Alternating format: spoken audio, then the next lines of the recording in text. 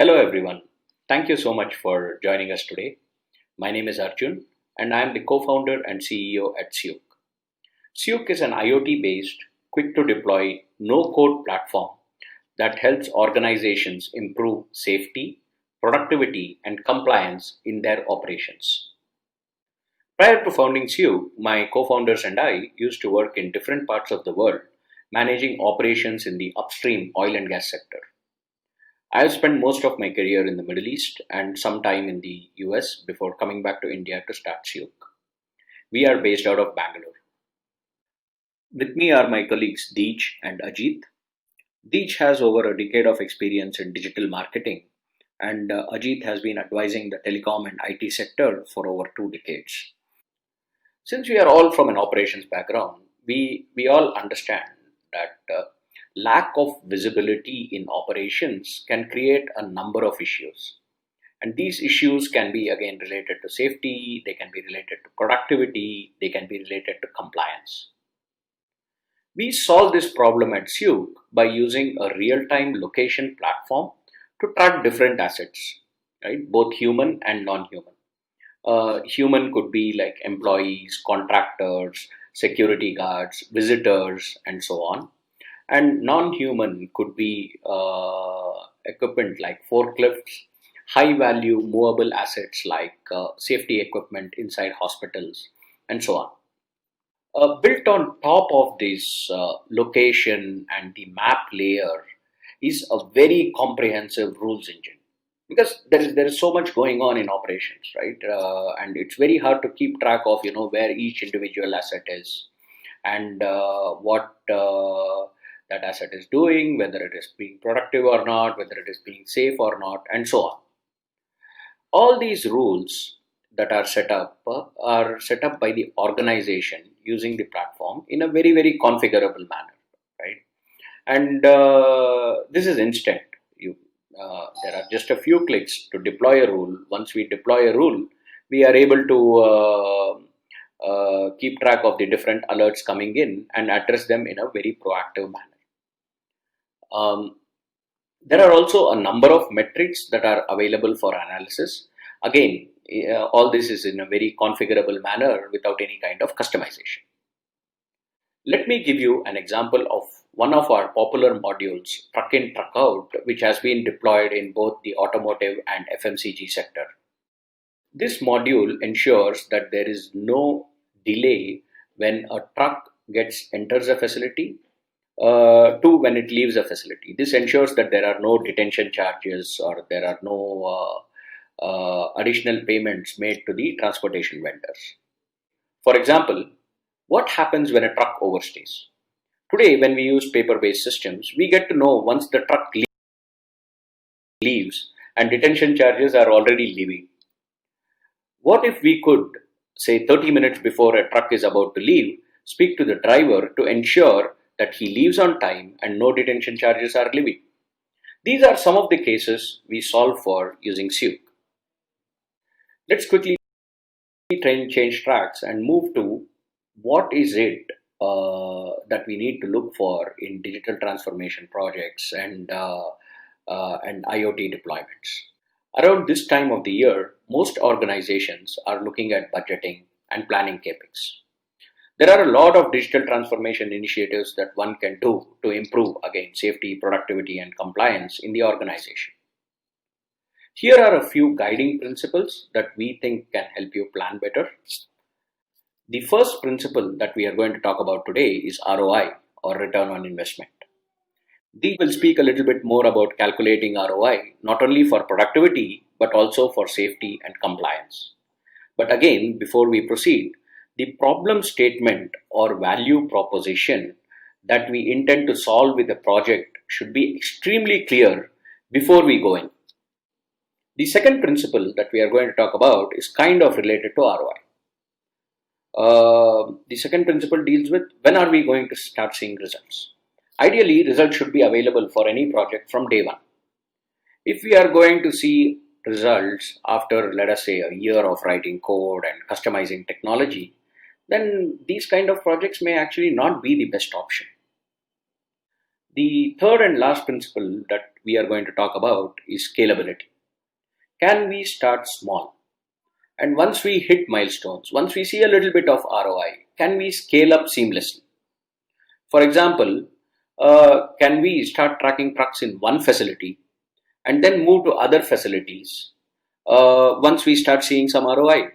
Or can we expand the scope to include contractor management in the same facility? Okay? This ensures that there is a lower risk associated in case the project fails. And this also ensures that the cost of entry is very low. We've looked at three guiding principles that we can use to budget our digital transformation projects, especially those involving industrial IoT. I will now hand over to Deej and Ajit for a live Q&A. Thank you so much.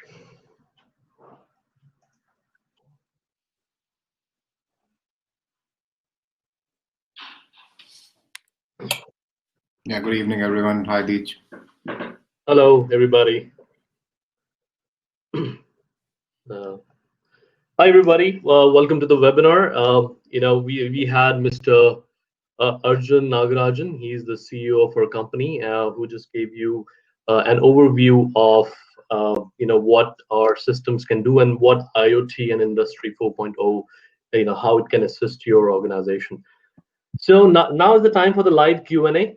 I would request everybody to type in your questions right in in the chat box on your right hand side, and if you if you're using the phone, you just have to go to the third section which shows chat right at the bottom. All right, so I have Mr. Ajit Bedi with me. He heads the sales department at Syook, and I would request him to just let people know about himself a little bit, and then we'll start off with the Q&A. Yeah, hi, Deej. Thanks for the. So I am the sales head of Syook. I've been around with Syook for more than a year now, and prior to this, I was handling sales for a telecom giant for almost a dozen years, and after that, I was handling sales for the defense sector, right? And with my experience, right, especially in manufacturing side, right, a lot of clients we already have onboarded, and the things have been pretty positive, right? Everywhere we go with an IoT deployment, the compelling output for the industries, for the clients, is that they want expansions, right? Means they immediately see ROI and they say that, yeah, we should expand. So they start with one plant or they start with one portion and then they want to expand quickly. So this basically proves to us that even in a low cost, low budget kind of environment, which we are specifically focused on, like India, right? Even here, technology adds huge value across all business segments, right? And I'll leave it over for the audience and Deej for any questions, and we can proceed from there. Absolutely. We do have questions. We're starting to get questions right in the Q&A section, but I have a few questions that we did a small survey of and figured out these are the pain points of people. So Ajit, I want to start off with the budgeting part. Comes up every single time. What is the basis of the IoT budget for an organization? What should they base it on?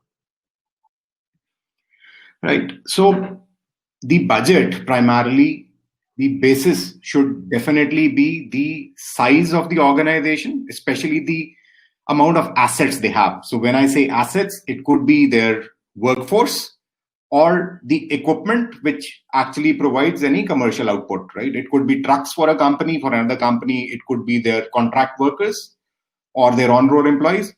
And for majority of the companies, it will be a mix of both.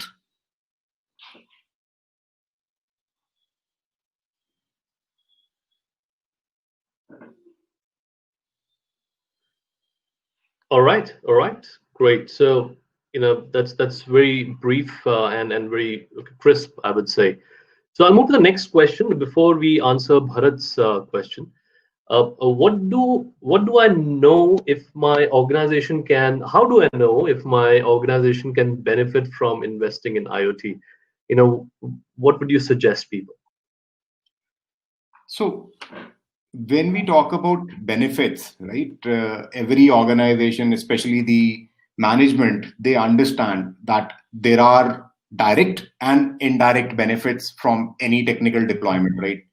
So the direct benefits could be very simple, right? Like a higher productive time, faster turnaround time, right? Or there could be indirect benefits like improved worker safety, better compliance management, right? So uh, an assessment, internal assessment with the operations and safety team inside the organization will actually, give you very good clarity on how just these two aspects, right, productive time or that, and worker safety, how they can add to your top line and bottom line, right? So it's very easy to identify the benefits. You just need to have the right conversations and identify the right use cases. All right. So I have an announcement to make. So in case you would like to type a question, you can do that, or you can just simply write in the chat box, I have a question, and we'll unmute you and you can ask the question directly to Ajit. So Ajit, let's pick up the question from Bharat. He says, in the construction sector, how much will it cost to sensorize 1,000 equipment with IoT platform for MIS? So this is again, it's not like a product, right? IoT is a solution. So what we need to understand is there are multiple aspects when we talk about sensors, right? A sensor could be a very simple device providing just the location beacon, like a sensor which just tells the location of a person. Or it could be a complex device providing the condition of the device, right? Whether it is being used, what is the temperature, vibrations. So there's no limit to the kind of requirements which can be clubbed to an equipment to give some output, right? So for every solution, first we need to understand the requirement and then come out with the BOQ to, so location, movement, and weight lifted. Okay. So again, the area to be covered is a big factor, right? Because IoT in itself, right, the sensors have to transmit the data, which has to be received by a receiver or a gateway and then transmitted to the application, right? So approximately it could be as low as 4,000 rupees a device, going up to as high as 10,000 rupees a device. Yeah, that's a good answer. People are typing. I think I have enabled the mic of some people. Austin, if you like to ask your question directly, you can please do that.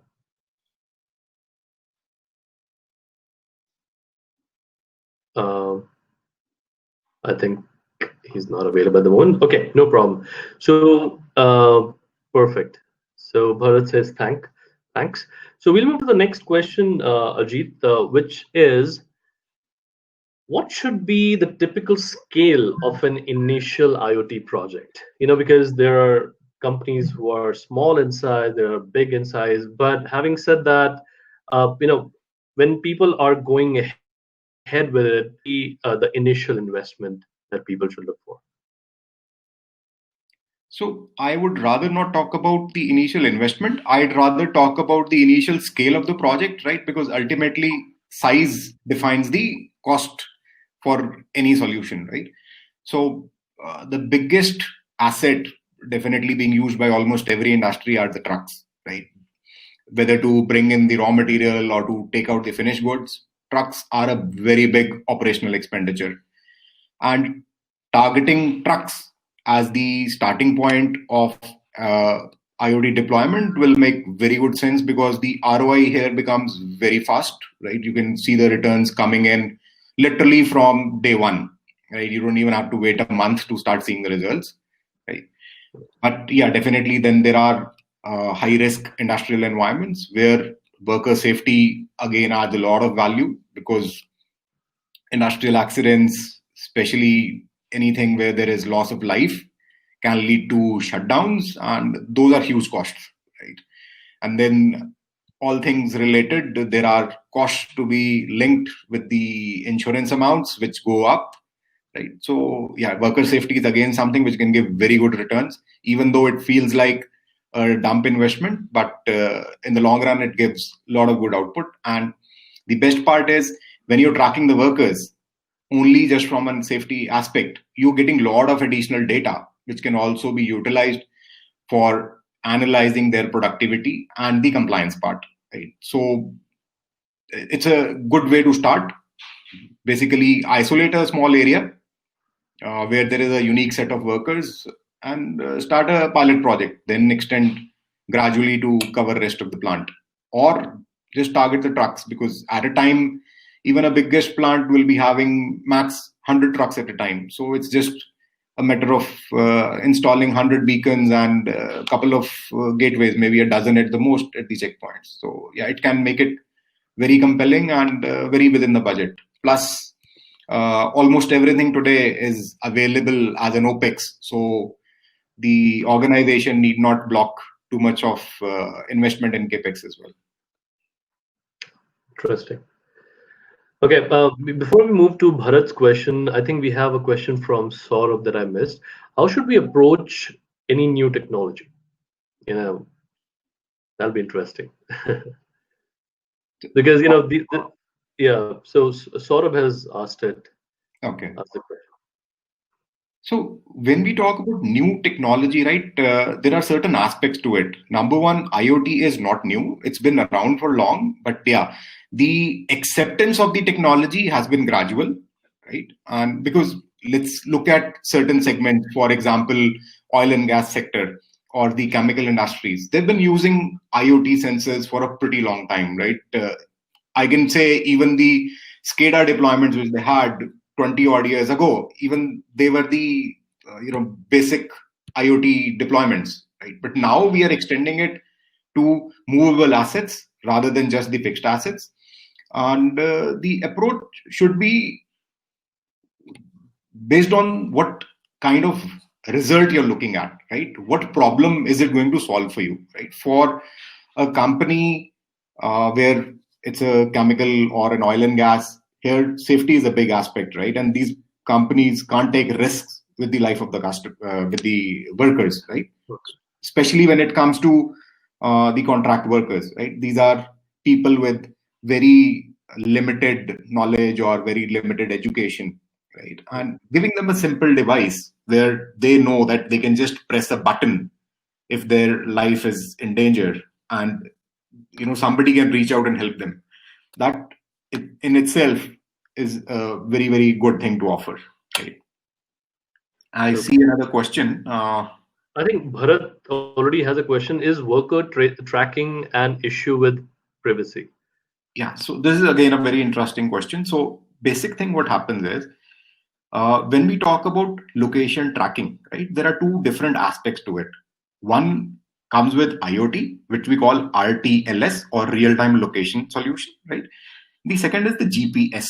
Now, when we are using GPS devices, these devices, they track the location everywhere, even when the worker has left the work area, right? But when we talk about RTLS, we are only tracking the location of the workers while they are in the plant, right? So it is basically an in-plant tracking solution. So when they leave the plant, since there are no receivers or gateways to receive that signal, they are no longer being tracked, right? So privacy as such is not an issue. Second aspect, people might say that if I'm tracking them inside the workplace, is that a privacy issue? But almost every facility these days has installed CCTV cameras, right? So anyway, you're monitoring them, and when you're monitoring them and just gaining data out of it, right? So it depends upon you how you utilize that data. Are you going to utilize the data to violate their privacy, or are you going to utilize that data to offer them a safer and better workplace? That totally depends upon the employer and how they utilize the data. I see another question about the bandwidth. Again, IoT devices are very, very low data devices, right? So a typical session or a typical transmission from a device is just 50 bytes, not even a kilobyte, just 50 bytes, right? So if you think that even tracking 1,000, 2,000 workers, even a 2 Mbps link is good enough to handle 2,000 workers. Means that low bandwidth is sufficient. Interesting. Great. We'll move to the next question then. In the meanwhile, please type your questions. Please feel free. Please share your hearts out. We are doing it for you at the end of the day. All right. So the next question is, so it comes to not exactly ROI, but what are the expect from an IoT investment? What do you suggest? Okay. So this is again a very, very interesting question, right? Because a lot of companies, they set very high goals, very complex targets when it comes to absorbing a new technology. Even though in theory it is good to expect a lot, but in practice, having too many expectations usually plays a spoil sport, right? I'll give you a small example. So having problems or a set of problems, maybe 10 problems, right? You can solve them. Every problem is solvable with technology, with investment, right? But sometimes it happens to solve 100% of the problem, you end up spending, say, $3 million, right? But to solve 80 or 90% of that problem, you might be spending $500,000, right? So it is up to you to decide whether you want to solve the remaining 10 or 20% problem by spending 5x more money, right? Or you are happy living with that 80 to 90% resolution of your problem, right?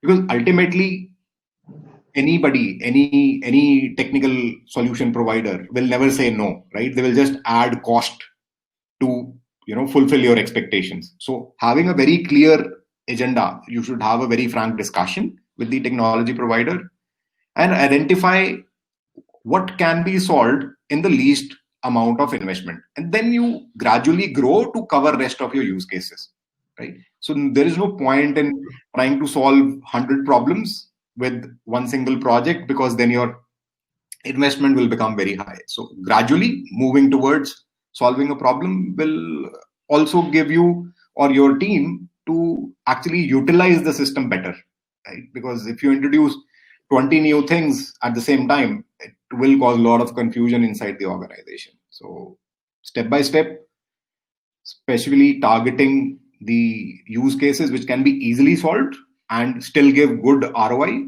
those should be on priority. And nitty-gritties like, can you track my worker in the canteen? Oh yes, no problem, done. Can you tell me if any worker is coming back for a second helping of the food? Yeah, I can solve it, but then I end up installing so much equipment inside the canteen that the money saved on the food is actually less than what you spent on the solution, right? So we have to be reasonable in what we can offer or what we want to solve. Yeah, Dij. So you're saying that everything is solvable. It's just that with the more money you put in, you will have the solution. But Correct. You should not put in money initially.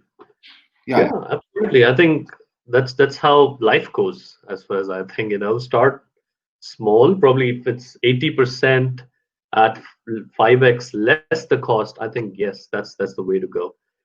Great. We have time for one more question, and if you have any more questions from the audience, that'll be awesome. We have some really good people here. Yeah, absolutely. Please feel free to ask questions, everybody. All right. So the question is, do I need to budget separately for IT infrastructure for the IT solutions? I mean, is there a different budget that needs to be kept for that? Yeah. So this is a very standard question, right? Ultimately, the IoT network or the IoT solution will require some IT infrastructure to be existing, right? Either Ethernet or Wi-Fi, it has to be there because ultimately this data needs to be transmitted to the application, right? So there are organizations who are happy investing in servers to be deployed locally. So, but even there, you will definitely need an Ethernet or a Wi-Fi to at least carry the data locally to the server, right? And definitely UPS power supply. So just Ethernet and Wi-Fi. So these are the only two prerequisites for getting into an IoT solution. Plus these days, cloud-based solutions are easily available. So there's no point in even investing in an on-premise server, right? So initial capex can be further reduced, right? But what the organization really needs to look at when it comes to IT infrastructure is their IT policy, right? Sometimes the IT policy mandates that any device which is installed inside their premise, right, or on their network should have a, comply with their data security policy. And definitely the clients should look at a product or a supplier whose products are certified for IoT security by prestigious third-party agencies.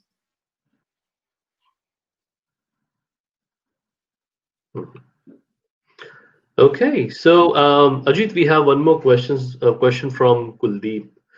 He is asking, should we go for an on-premise data server, or is the cloud a better way to go? So, Kuldeep, I would actually suggest going for cloud, right? Especially for an organization which is just testing IoT at the initial stage, right? Because it gives you a lot of leverage on the scalability.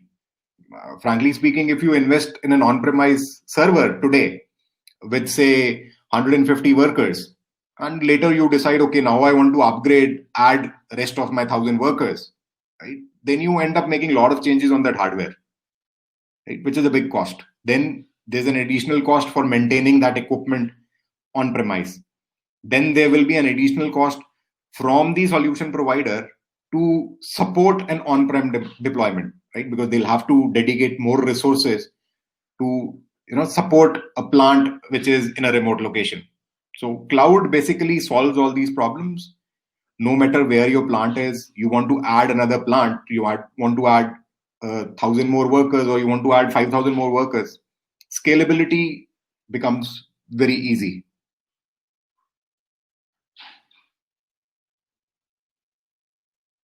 All right, great. So just to sum it up, Ajit, a very intriguing question. So can you let people know about how clients IoT and can you give some examples, just like probably 2 or 3? So one of our clients, it's a chemical company, right? Agrochemical giant. They have an odd 15 plants across India and around 40 plants across the world. So when they selected our solution, their primary objective was worker safety, right? And even before the deployment started, the HR approached us and said, along with safety, can you add some rules where the loitering is prevented? Because they had a big plant, right? Workers, once they mark their biometric attendance at the main gate, they were taking like 15, 20 minutes, sometimes even half an hour to report to their respective plants or the duty, right? So that is a loss for the company. Plus, it's a big risk since these guys are, roaming around idle in a chemical environment, right? It could cause industrial accidents. So we added that. It was very easy to add. And then they said, okay, once this is done, can you integrate with our existing attendance system? Done. Can you start monitoring our workers in the canteen so we know that nobody is spending more than 20 minutes in the canteen?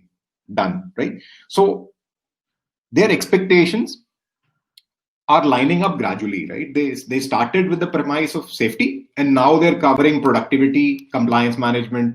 Now we've defined rules where only authorized workers can go to certain explosive areas. Others, as soon as they step there, their supervisors get an alert, or the security supervisor gets an alert.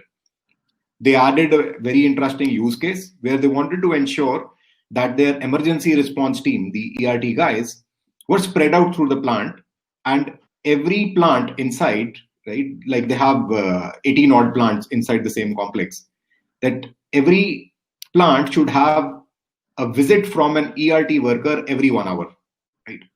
Not easy to do, right? But with an IoT where you're tracking people, This was done out of the box, deployed, configured in 6 hours. As easy as that. Great. Perfect. I think that's it, folks. That brings us to the end of the webinar. I would like to thank everybody for joining in. If you have any questions regarding IoT, the budgeting part, just write an email to us. The website is www.syook.com, and you can always email to info@syook.com. We'll be very happy to help you out. And my name is Deej Fukan, and you'll be hearing a lot from me. Right after this webinar, I will be sending you a feedback form. Please fill it. Let us know how we did and what else were you looking for, and we'll make sure that in the upcoming webinars we include that. All right. Thank you so much, everybody, for joining. Thank you so much, Ajit. You were awesome, and we look forward for many such webinars in the near future. Yeah. Thank you, everyone. Have a great evening. Bye-bye. Bye-bye.